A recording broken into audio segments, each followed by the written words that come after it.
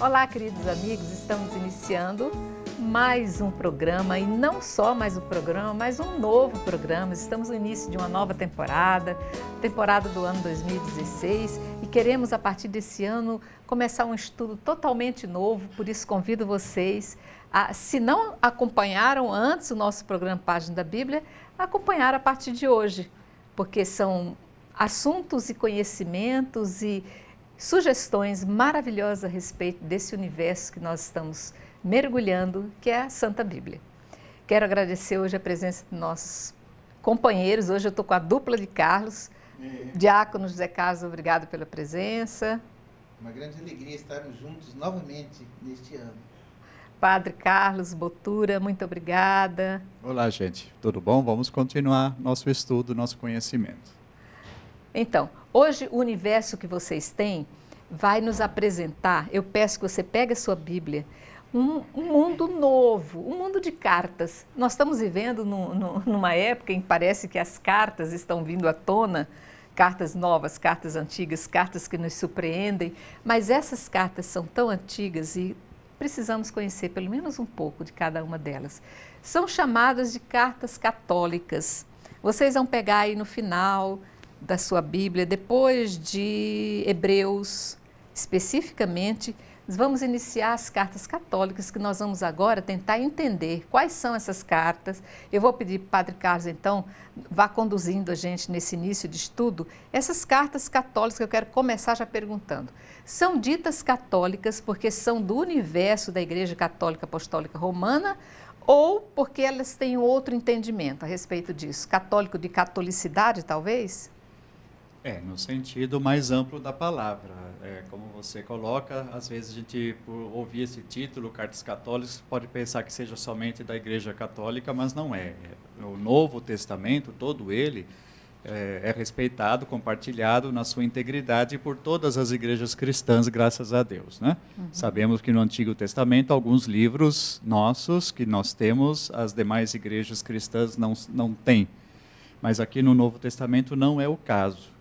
Então, aqui o católico não quer dizer que seja da nossa igreja, não é esse o sentido, mas o sentido da palavra que dá título às cartas e dá título à nossa igreja tem o mesmo sentido no caso. Uhum. Então, o que quer dizer católico? Todos nós sabemos, é que abrange a todos, não é? Esse seria o sentido da palavra. Muitas vezes a gente fala universal, outro tipo de coisa, mas o católico quer dizer que abrange todo um conteúdo, todo um conjunto. Universal, no caso. Isso. Então, aqui, por que são cartas católicas? A diferença das outras cartas que nós temos, então, no Novo Testamento, nós temos 3 conjuntos de cartas. O primeiro conjunto, mais importante, é chamado de cartas paulinas. Claro, é o apóstolo São Paulo que as escreve. Então, são aquelas que Romanos, Coríntios, Efésios, Gálatas, né, Tessalonicenses, assim por diante. Então, é o primeiro conjunto de cartas. O segundo conjunto de cartas também pertence ao universo paulino, mas recebe o nome de pastorais. Algumas delas se discute bastante se o autor é Paulo de verdade ou não, porém, né, são da escola, da herança paulina, e elas estão dirigidas a pastores. Então, é Tito, Timóteo e assim por diante, né? Que são as chamadas, então, pastorais. Certo. São dirigidas a pastores e não a comunidade, a comunidades. E esse terceiro conjunto, então, chamado de católicas, elas têm a autoria, porém não tem um destinatário, a maioria, não tem um destinatário específico ou uma comunidade específica para a qual é escrita. Então, tem esse sentido que seriam, então, cartas escritas não para uma pessoa ou uma comunidade, mas que deveriam ser espalhadas e lidas por todos os cristãos da época. Tá, padre. Então, ainda para um entendimento inicial, a minha Bíblia aqui traz as epístolas católicas, mas eu sei que tem algumas traduções que traz as cartas católicas. No nosso entender, muito simples, né, Zé Carlos, muito inicial, de principiante, a gente foi descobrindo que cartas e epístolas, no fundo, têm o mesmo significado. Eu queria saber se isso é real, ou se para o universo bíblico há alguma diferença, talvez sutil, mas entre a palavra epístola e cartas? Existe uma diferença, aí se trata de gênero literário, a diferença é mínima de fato, porém para nós não faz diferença nenhuma, vamos dizer assim, né? Para ler a Bíblia e entendê-la. Porém, existe uma diferença que é a seguinte, né? Que nós vamos verificar que nas próprias cartas, dentro desse conjunto de cartas católicas, existem cartas e existem também epístolas. Dentro daquilo que nós falamos de São Paulo também, né? Por exemplo, a carta aos Hebreus é considerada epístola e não carta. Qual é a diferença? Uma carta, ela tem, de alguma maneira, e alguns índices, alguns sinais de que ela é dirigida a uma pessoa ou comunidade concreta, como nós falamos anteriormente. Então, nas cartas vai aparecer, no início, de alguma forma, a quem está sendo escrita. A saudação inicial. Uma saudação, então vai falar aos cristãos que estão em Éfeso, por exemplo. Então está dirigindo a alguém. Ou então escreve, como nas cartas pastorais, a ti, Timóteo, Isso. a ti, Tito, Filemon, etc. Então, elas têm um direcionamento concreto. Vai falar com uma pessoa ou uma comunidade concreta e dentro desse falar e se escrever para uma situação, uma pessoa concreta, vão aparecer ali, dentro do conteúdo da carta, então, coisas pessoais também. Então, saúde fulano de tal, né? Não esqueça de falar, eu agradeço o ciclano, né, pelo que fez. E assim, ou então desejamos que todos tenham bênção, as pessoas daí, né, etc. É como a gente faz uma carta mesmo, é o Isso. direcionamento, o endereçamento daquelas palavras, né? É o endereçamento, mas também, então, coisas dirigidas a algum assunto, alguma saudação, alguma recomendação dirigida a pessoas concretas, Certo. uma situação concreta. Certo. Então, né, se você está saudando, se está mandando lembranças para alguém, se está desejando a recuperação da saúde de alguém especificamente, então isso tudo é conteúdo de uma carta. Certo. Agora, as epístolas, elas já não têm isso, né? As epístolas, como a gente pode dizer hoje em dia, seria, vamos dizer assim, um tipo de um ofício, ou um tipo de uma carta aberta, que a gente fala, né? Que é divulgado, uma nota de imprensa, por exemplo, que é Sei. divulgado para todo mundo. É um comunicado. Um comunicado, mas então ela tem um conteúdo, mas não tem um conteúdo, vamos dizer assim, pessoal, Certo. no sentido que está dirigida a alguém. Né? Não tem um destinatário específico, Exato. né? Então, a diferença vai ser essa, não vai ter um endereçamento específico e não vão ter notas de cunho pessoal também dentro dela. Vai ser uma coisa, vamos dizer assim, entre aspas, né? Impessoal, fria, embora, claro, tem um conteúdo bastante importante também do cristão, né? Está orientando, está chamando atenção, porém vale para todos, né? E não Certo. apenas para uma situação concreta. Então, Tá. essa é a diferenciação entre carta e epístola. Então a carta tem um endereçamento e a epístola é uma mala direta. Isso. Né? A gente não... Fica mais fácil o entendimento, né? Mas tá bom.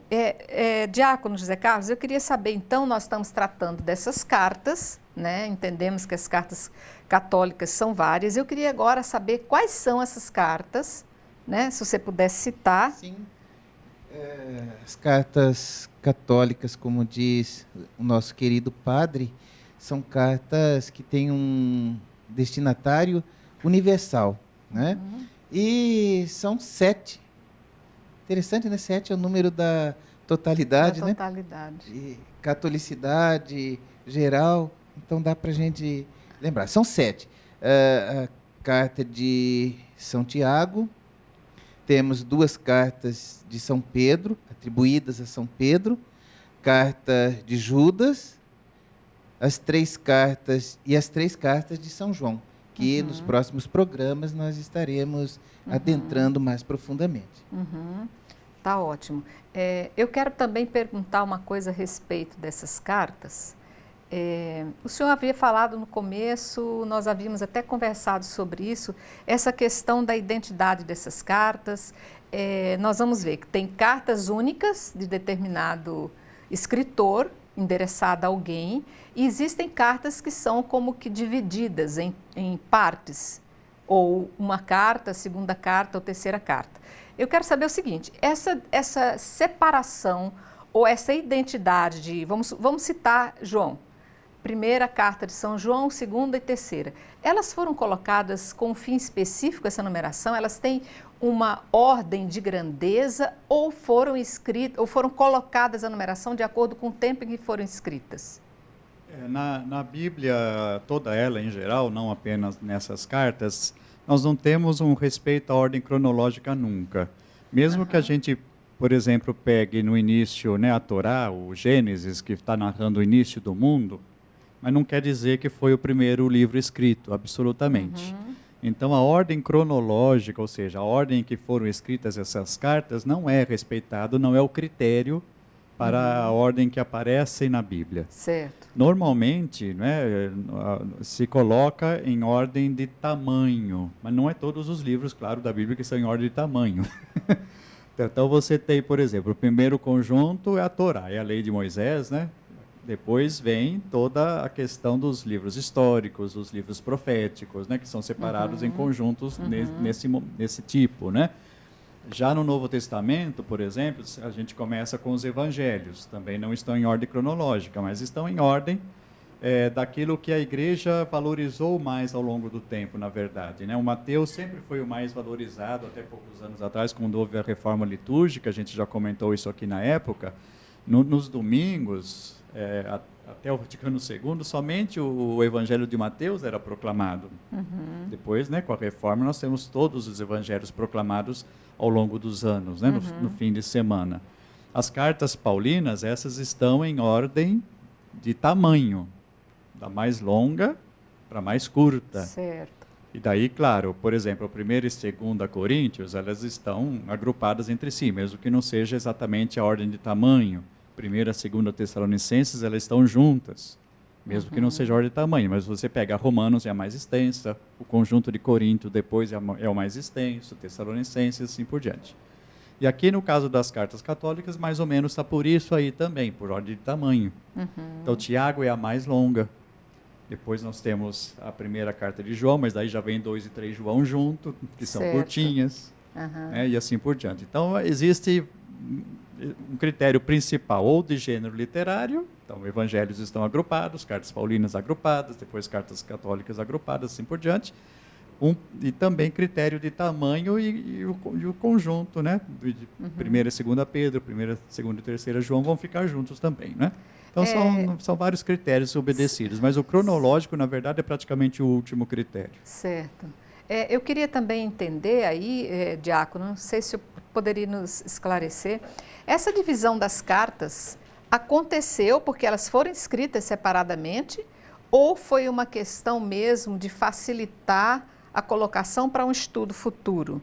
Digamos assim, as 3 cartas de São João, que eu já entendi que é por ordem de tamanho, mas elas foram escritas 3 cartas mesmo? Ou eram uma porção de escritos que eles compilaram e fizeram essa divisão pedagógica, talvez para o entendimento mais fácil?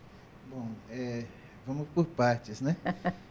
Realmente são 3 cartas, porque tem destinatários diferentes. A Senhora Eleita, a última carta é destinada a um senhor chamado Gaio, não é? Então são 3 cartas assim em momentos muito próximos. E com destinos específicos. Mas com destinos específicos. Mas a primeira pergunta era? Era se realmente elas foram escritas de uma vez só e depois por questões de didática elas foram separadas em 1ª, 2ª e 3ª, ou se realmente a primeira carta foi escrita por João numa sentada para aquele destinatário. Eu entendi melhor, vamos ver. No caso, elas são cartas únicas, é um corpo único escrito de uma só vez. A gente vai ver que elas não são tão extensas. Então, não existe, como no caso, a gente comparando, por isso creio a sua pergunta, se nós pegarmos o Evangelho de João, por exemplo, nós sabemos que ele não foi escrito todo de uma vez. Houve uma primeira edição, depois alguém mexeu um pouquinho, mudou alguma coisa, depois alguém mais resolveu acrescentar outras coisas até chegar onde está. É o caso.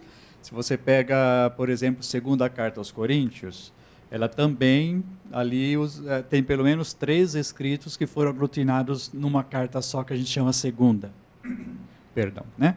Agora, ao contrário, se você pega a carta aos Romanos de Paulo, é uma carta escrita de cabo a rabo. né, de uma vez só também. No caso dessas nossas cartas católicas, elas todas não têm essa questão de ter misturado mais de um documento diferente, ou de ter sido escrito primeiro por um, depois remendado por outro. A gente vai ver que a maioria delas é bem curta, né? Então não há essa questão de ter mais de um autor ou de dois documentos terem sido unidos num só. Elas são documentos escritos de uma só vez por uma só pessoa. Muito bem, essas cartas parecem ter uma importância muito grande para o nosso estudo, né? Que nós vamos depois ver isso na nossa segunda parte do programa de hoje. Nós vamos nos deter um pouco mais a respeito desse estudo, mas tem alguma coisa assim que nós devêssemos entender a respeito dessas cartas? Alguma coisa pitoresca ou diferente que talvez a gente não tenha lembrado de abordar e que fosse importante a gente saber já no começo desse estudo? Eu vejo assim, que é muito importante quando nós adentramos ao estudo dessas cartas, que elas refletem a realidade histórica que viviam aquelas determinadas comunidades. Então, tinham problemas, por exemplo, desentendimentos, conflitos internos dentro da comunidade, por questões doutrinárias, por questões mesmo briga de poder, né?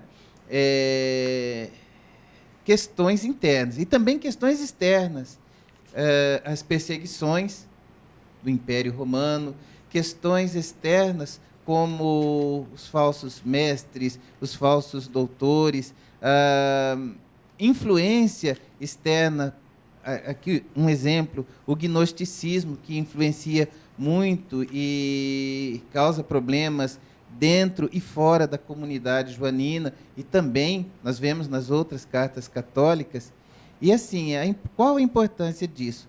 Porque nós também vivemos hoje conflitos internos dentro das nossas comunidades, diferenças de pensamentos, inclusive dentro de denominações surgem diferentes pensamentos teológicos, né? E briga de poder, infelizmente, ainda existe dentro das denominações cristãs muito essa questão de determinada pessoa querer se sobressair e não espelhar o Deus que é amor, porque nós vamos entrar nos próximos programas nas cartas joaninas. Assim, a grande mensagem, sobretudo na primeira carta, é que Deus é amor. E assim como Ele nos ama, nós também devemos nos amar uns aos outros. Então, a mensagem é que o amor supera tudo, e que Deus é amor, e que se nós somos seus filhos, se nós não amamos e dizemos que amamos a Ele e não amamos o próximo, então há uma grande contradição e nós somos mentirosos. Muito bem. Esse entendimento ficou claro. Eu acho que tem muita coisa ainda para a gente entender. Eu gostaria de perguntar também outras coisas mais, mas eu vou pedir um pequeno intervalo antes, para que a gente possa organizar as ideias e vocês possam pegar o material, aquele que não teve tempo ainda, e nós voltamos já já.